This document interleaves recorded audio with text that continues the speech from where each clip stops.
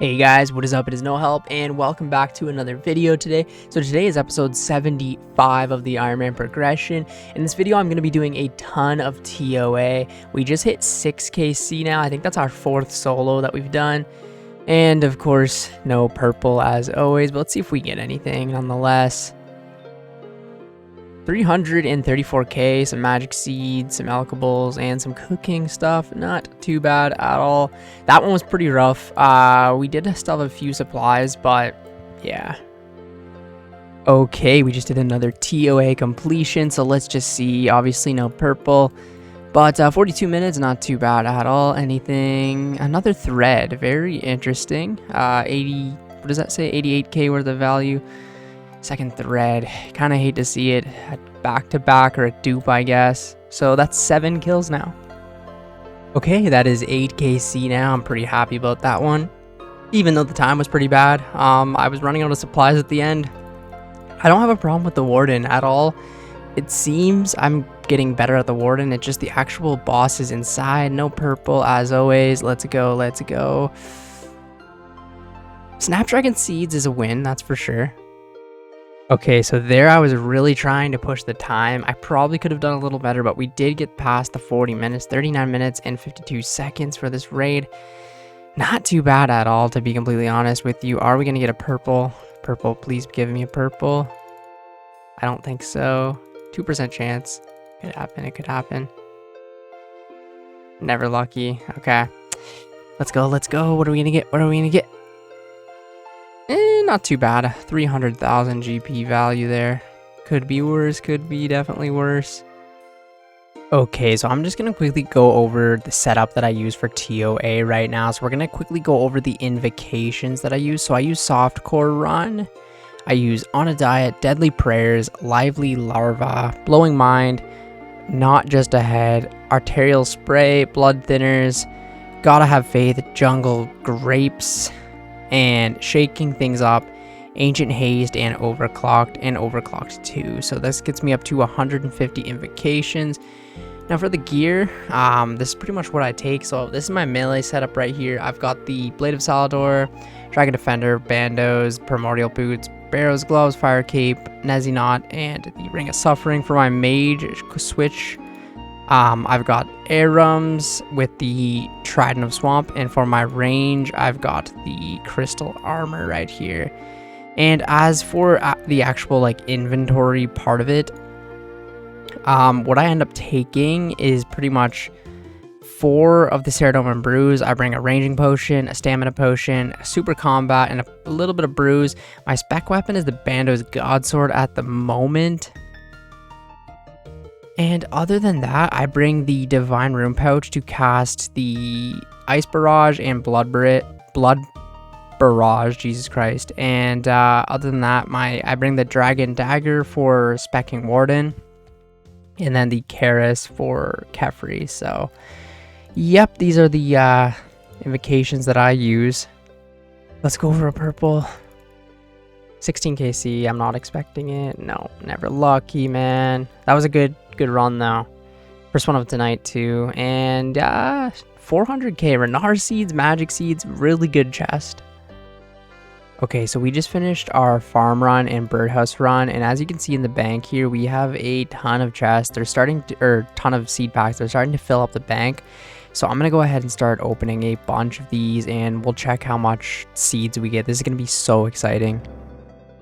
Okay, so these are all the seeds that I got. I guess I opened, I don't know if this is 20, if they're 10 each or something like that, but 2.5 million GP, tons of snape grass seeds, a bunch of nice fruit tree seeds, some yew seeds in here as well. But most importantly, the herb seeds. We got 10 Renars, 22 Anvitotes, some nice toad flax, torstals even, cantadines, a bunch of just great seeds overall to just plant, even one spirit seed, which is nice to see. But yeah, definitely worth doing these farming contracts. I'm definitely going to keep doing them. Like, look at this, 71 iris seeds. Alright, damn, pretty decent. 36 minutes, 2 seconds is a brand new personal best. Let's go 17kc now. I'm not expecting anything, but you never know. You never know, man. Let's go, let's go. Damn it. Hate to see it. Let's go. Anything?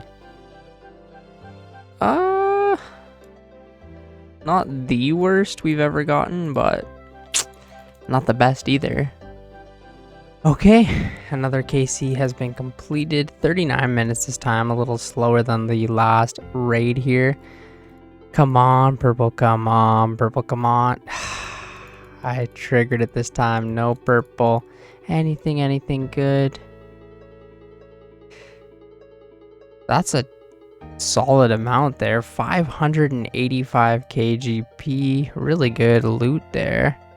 The best we've actually received so far. But no unique. Horrible run there. We died once, brought the points down quite a bit, and 43 minutes, definitely not the best. I literally died on Warden to the tiles.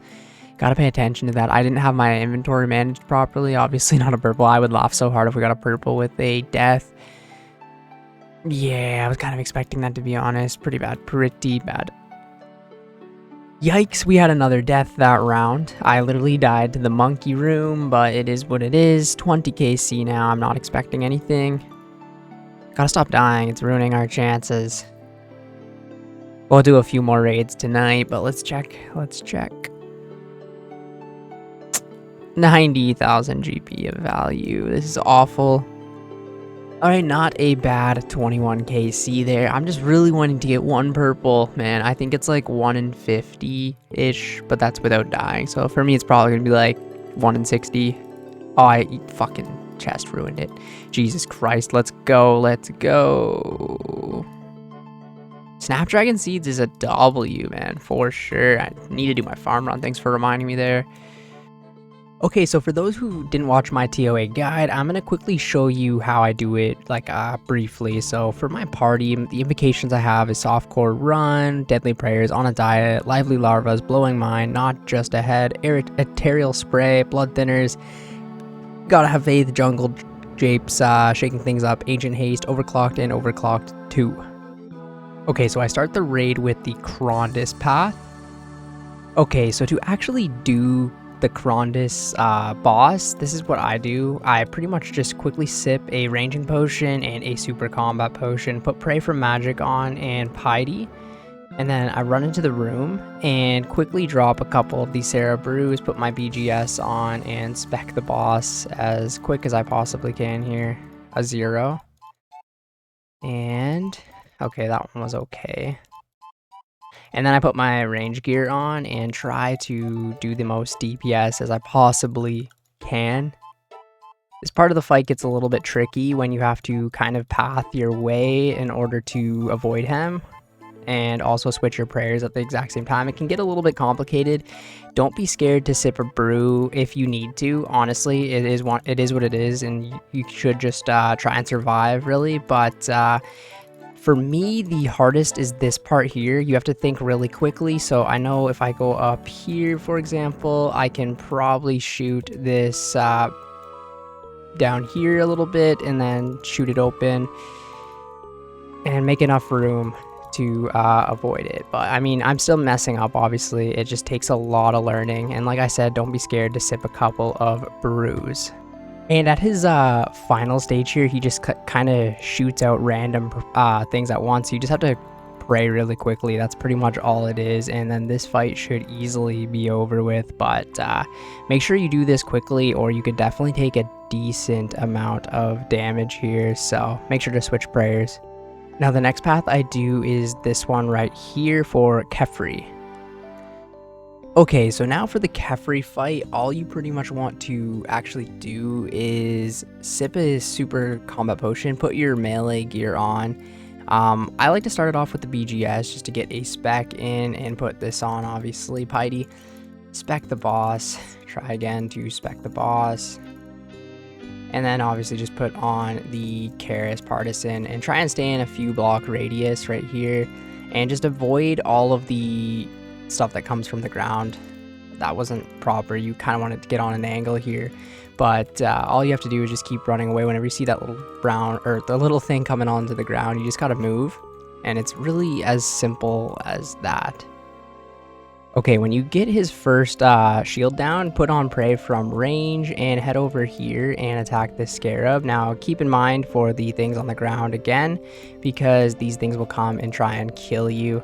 Another thing you can do here is put a blowpipe on and try to take as many of the swarms out as possible. There's a lot of them, so you're not gonna get them all, but it will make the fight a bit easier. He'll have less HP, but I find that it's very hard to get enough of them to actually make a difference, but I just try to as well for the extra points, really. Next, same thing, just take down all of his shield again, and then we'll get to the next phase of the fight here. Okay, for this stage of the fight, it's super important to kill this magic Scarab, so try and just take him out as quickly as possible. He does move, so you just want to be on the lookout for him, because he can deal a lot of damage to you if you do not kill him. I also try to kill this other Scarab. Some people trap him into corners and whatever, but just try and kill him. Again, take out the swarms, and then just kill the boss again. It's really as simple as that. Creephara is probably, I would say, the easiest boss for sure in all of the raids. So again, now we just rinse and repeat. Basically do this 2 more times, and then that should be the boss completion. So it's very simple. Okay, when you kill Creephara, the helpful spirit will come out, and you have 2 options now. I recommend taking Chaos only if you get 2 salts. If not, always take Power, and then you also get the Liquid Adrenaline, which does help in the final stage. But I would recommend, if there's 2 salts, to take the Chaos, because the extra brews and what the hell are these called? Super Restores definitely help. Okay, now I actually hate this room with a fuming passion, the Baba room. So pretty much what you want to do here, I try to put like different types of gear on. So I put my range gear on, and I usually use the blowpipe, but I know the first stage is going to be 2 majors. So you're going to want to drop a couple brews, whatever that might be, pick up some hammers and pick up some potions here. And what you want to do here is, when there is a glowing head over here, you want to pour the potion in, and when there's a glowing head on the pillar, you want to fix the pillar. This room sucks. You have to take down, I think it's like 10 waves of different creatures that come out, and it sucks. So the red ones you want to shoot the magic at, the green ones you want to use melee on, and then I think it's the blue ones you use range on. So here's the pillars, for example, right there. You just fix it. It's as easy as that. And you can run to all 4 of the pillars or all 4 of the little drains right here. So yeah, it's as easy as that, but it just takes so long, man, to do this stage, so I really don't like it. Now there's also ones that like will explode on top of you, and ones that will create poison on the ground, so just keep an eye out for those. They just really do suck, and this room in general just sucks. Okay, so here is pouring the poison into the drain. It's as easy as that, really. And this guy right here is the one who puts the poison on the ground. This one right here will explode, so keep an eye out for both of these guys and watch out for the poison on the ground. Another tip here is to, when there's a ton of them all at you at once, you can use the spell, the Blood Barrage, to heal. That's pretty much the only advice I could really give you for this. Okay, for the Baba room right here, you just want to take a nice salt out and obviously eat the salt. Eat up if you need to, drink a Sarah brew if you need to, and I put my BGS on for a nice spec on the boss right immediately, so we're going to run up to Baba and spec him out. Oh, he didn't even put melee. Oh my god, this is so bad. But yeah, you want to put Prey from melee on, obviously, and Piety. And then there's a couple things you want to watch out for here. He will throw rocks from the sky, and these things you want to move away from that, or you will get damaged in all of the tiles here. He'll throw the rocks from the sky. You want to move out of the way and stand next to the rock at all times, because he has a effect right here where he'll throw a rock, and if you're not standing by the rock, you'll take a ton of damage. These little monkey guys you want to take care of as soon as you possibly can, because they can just really make the fight go for longer. They do annoying things, but try and take care of them as quickly as you possibly can, but sometimes they can't be dealt with, so you want to stay by the rock more. So importantly, a thing I tend to do is I'll either stand by the rock and shoot them with my bofa if I need to. Now this phase right here, he'll throw out these rocks. Now you want to shoot out the rocks, the ones that look differently. So this one is all the way over here. That's unfortunate. or that will happen pretty much. So you want to shoot out the different looking rocks and try and run up to the top right here, and you will avoid the rock phase. But other than that, the fight is pretty simple. So yeah. The good thing now is that you are salted. You don't have to worry too much about taking damage because you can sip the Ceridome and Bruise without having to use a super restore. The bubble fight itself goes pretty fast, but there's a lot to pay attention to, so you can easily wipe here. And lastly for this one is the one that I usually do last. Now there's a simple light puzzle. If you've done all the quests in the game, this should be pretty simple for you. Okay, so now for this boss, it's really hard to explain. Pretty much, you're gonna want to eat a salt, obviously, and you're gonna start with magic and put prey from melee on. Every 7 attacks, you switch from range to mage back to melee, and every now and then, once you get him down to a certain amount, basically you'll see there will be a little shadow version of him that you have to kill. Then there's also a little puzzle that you have to do in the middle. There's a lot going on in this fight, but it's a lot easier than people make it out to be. I think this one's also pretty easy. So right here, for example, the ghosts type thing come out, and you want to try and kill them as quickly as possible. When this guy puts his staff to the ground, you notice switch your attacks every 7 times. So you kill the ghost here, and then you'll just rotate the ghosts every single time right here. So now he'll go right here, so I can see that he's not praying for mage, so I know to use mage. Okay, he switched it there, so now we pray range, and I know to use melee. It's just kind of a game where you have to like learn the prayer switching and stuff like that, and it just takes a little bit of getting used to, but once you kind of got it down pat, it's one of the easier ones in my opinion if you don't have any invocations on it. So right here, I'll try and explain it the best I can, is at a certain point here, he'll switch the staff to the ground again, and this will light up. So purple, red, purple, red. So you stand in here, purple, red, purple, red. It will be different every single time, obviously. So now I can see that he's not praying against range, so I use range against him. And once the other ghost lights up, you move into that quadrant, move him over into that quadrant. It's really as easy as that. It's honestly, if you pay attention, this boss is super simple. Okay, so on the final stage here is where I still struggle quite a bit. I didn't kill him.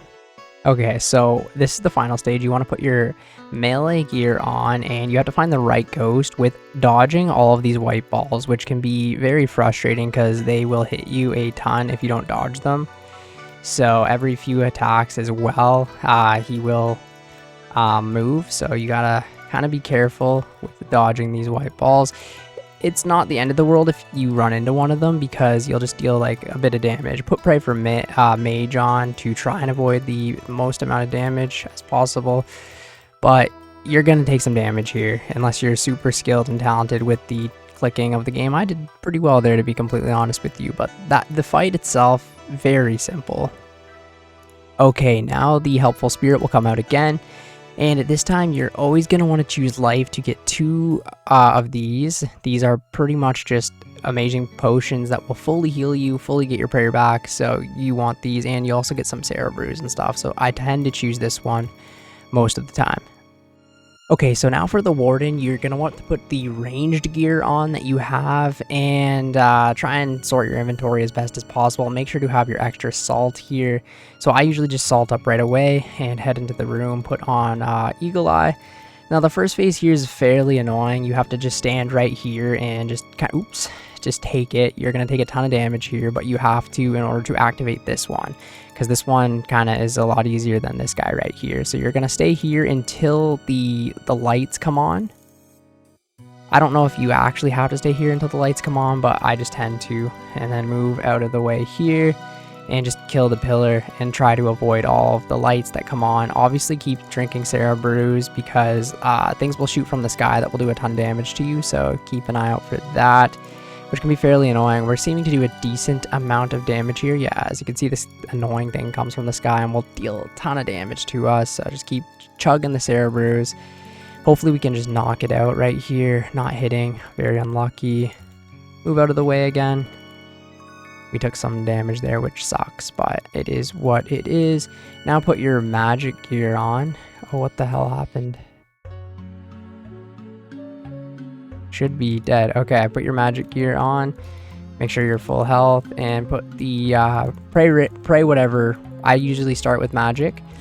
Now for the gray skull, or the beige skull, pray range. For the red skull, pray mage. For the sword, pray melee. For the blue orb, pray mage. And for the arrow, pray range, obviously. And then there's a couple other things that he shoots out. I can't think of them right now. There's like a black thing, and you just have to move out of the way. Fairly annoying to deal with all this stuff happening at once, with all of the red orbs and stuff on the ground that can deal tons of damage to you at the same time. You kind of just get used to it. Don't be worried about too much here. I mean, you can just keep sipping brews. It is what it is. There's the melee one. This one I find fairly annoying. You have to keep moving all of the time, or you could stay closer to the center and move less. But now when he's here, you want to put your, oh my god, we're not doing this quickly enough. You need to put your melee gear on, inspect this head. And then every cycle you switch between range and magic, always starting with magic, and then go to range. And it's really as easy as that. So once you get all of the specs in here, we're going to put our range gear on. And just do the exact same process again, avoiding all of the things, sipping brews if we need to. And just trying to take the least amount of damage as possible. Always don't worry about drinking the brews. You got them here for a reason. Oh my god. We actually didn't take damage there, which is good. But now this one right here, he's going to let these zaps out on the ground. So where the skull is, you want to move away from the skull. Oh my god. I can't do this and pay attention at the exact same time, but it's fairly easy.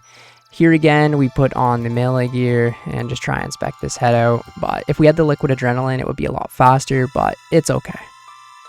Okay, when you get him down, put your ranging gear back on, and put on your, whatever this is called, Eagle Eye.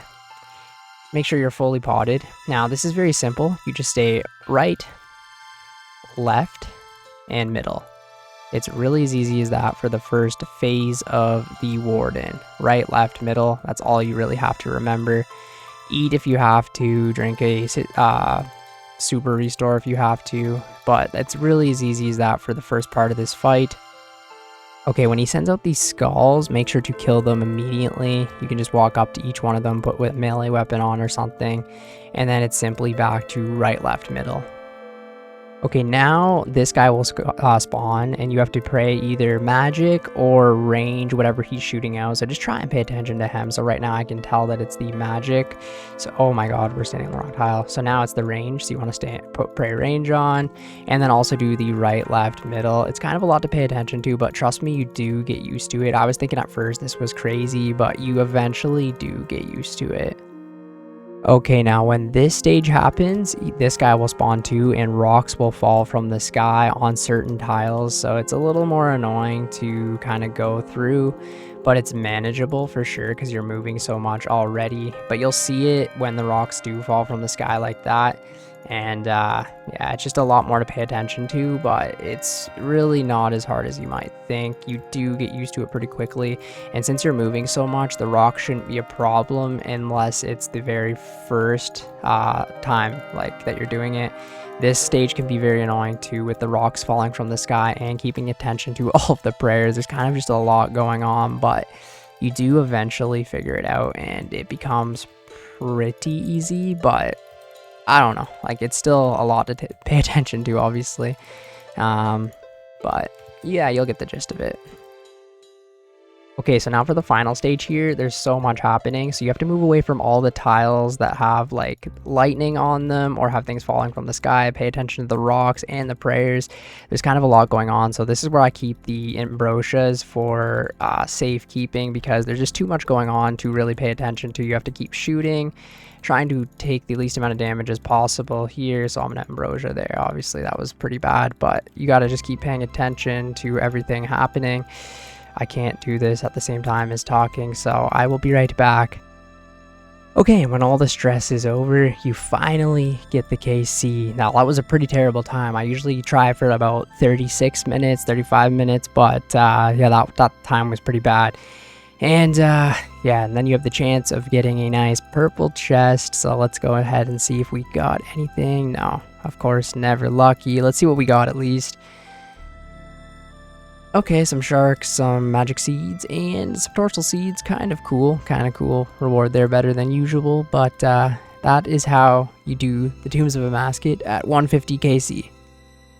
150 KC, I mean 150 invocation. Well, I think we've made a decent amount of progress in this video. I can confidently say now that I can do the Tombs of Amascut pretty easily every time. We've been trying to keep up with the farm runs and learning this as best as we possibly can. We're up to 22 KC now. We did do one expert mode as well with a team, so lots more to come in the next couple of videos. Anyways, thank you guys so much for watching the video today. If you went ahead and watched the whole video, go ahead and comment tuna down below. Thank you guys so much, and I will catch you in the next one. See ya later. Oh yeah, I also wanted to show you guys the Karambwan stack now, up to 64,000. We're getting closer to our goal. When editing videos and stuff like that, I just tend to fish Karambwans. So, and we've been cooking a bit as well, but yeah, not too bad.